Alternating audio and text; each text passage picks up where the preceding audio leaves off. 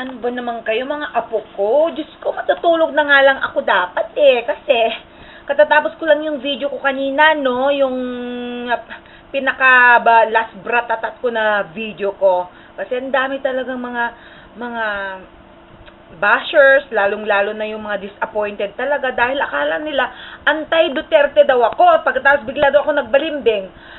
Ikaw nga naman kung sakali man talaga na-realize mo na mali nga naman yung, yung daan. Akala mo, sa daang matuwid ka pumupunta. Yung pala, sa daang matuwid na straight road to hell pala yun. Yung matuwid pala, na sinasabi ay straight road to hell.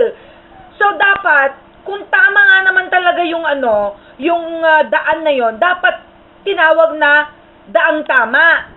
Oh, alam niyo na kung ano yung pagkaibahan nun. Ang daang matuwid, yun po yung daang matuwid, meaning daang straight road to hell yun. Pero kung daang tama, sana, yun yung talagang daan na tama, papunta sa heaven. Ganun yun. Diyos ko naman, Diyos ko. O, eto na naman. May question na naman dito. Kala ko makakatulog ng lola nyo Sabi niya, siya nga pala, ito'y galing sa isang fan at supporter ng DDS. Daddy Digong supporter, okay? Ang sabi niya, Mamang, may I request to you to educate people via video what we are going to benefit in federal system. Ko naman mga apo. Akala ko ba nandito lang ako para magbratata? Diyos ko, ginawa pa akong teacher. Sabagay, teacher, pwede na rin, di ba? Para makilala rin talaga nila kung sino itong sinasabi nilang tanga, boba o ano. For your information, mga anak.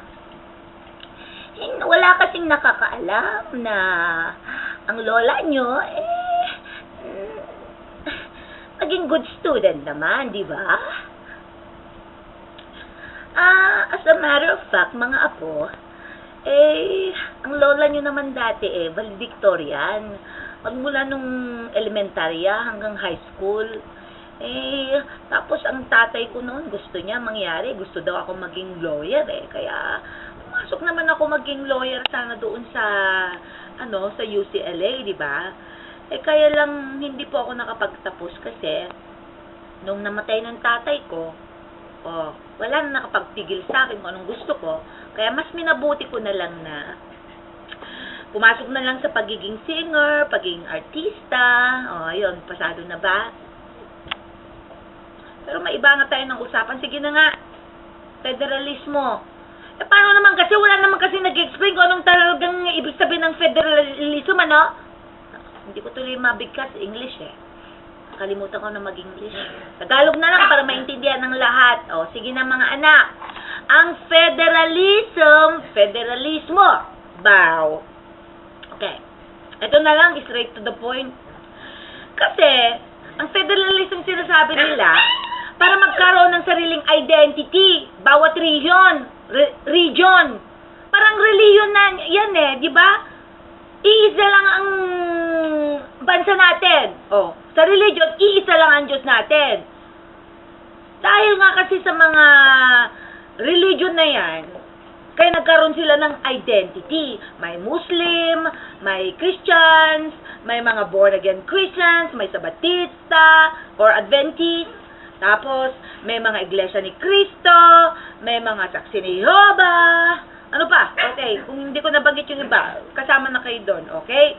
So yun, nagkaroon sila ng sariling identity, pero iisa lang ang kanilang Diyos. Kahit nga ba't sabihin nila na iba-ibang Diyos, iisa lang po ang Diyos.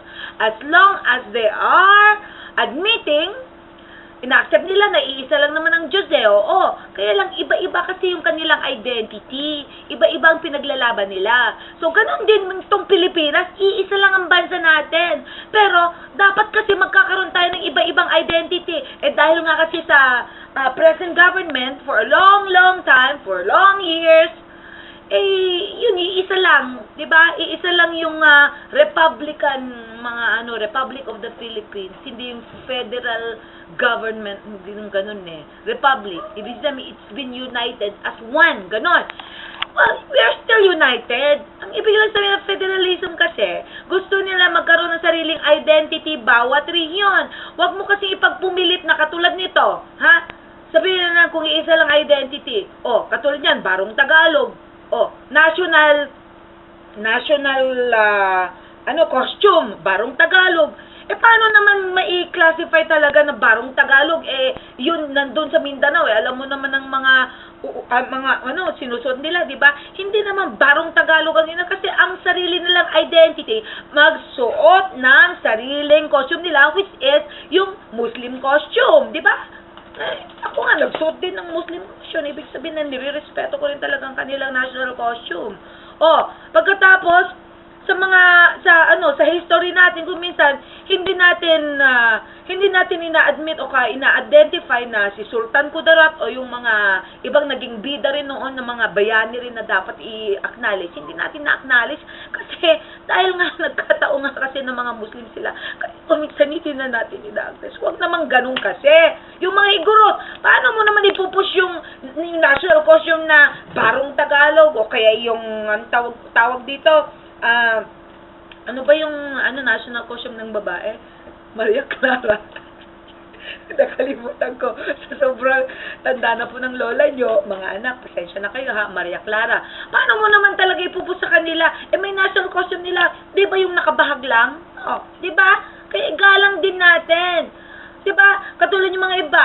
Ipupush mo na pambansang pagkain, adobo, for example. Meron ba tayong pambansang pagkain? Parang wala, katulad niyan, pumunta ako sa noon, sa Mindoro, ha? May show ko noon. Tapos, pinibigyan sila ng mga masasarap pagkain, mga adobo, hindi ginagalaw. Kasi naman, hindi kasi sanay naman sa ganung pagkain. So, meron pa rin sila talaga, nakasanayan ng pagkain, o kung anong-ano man na nakasanayan nila na dapat nating igalang. So, kailangan pa rin ma-identify sila sa mga ganung bagay. Huwag nating ipilit na, eto, dahil ito, national ganito, national na Sandali lang. National nga tayo, pero consider mo pala yung mga regional. So, kailangan meron silang regional costume, regional food, regional drink. Nagalit tuloy yung aso ko. Nagalit siya tuloy dahil ako Huwag kang mag-alala, hindi ako magmumura, okay? Calm down. Yung gusto niya mag-calm down ako.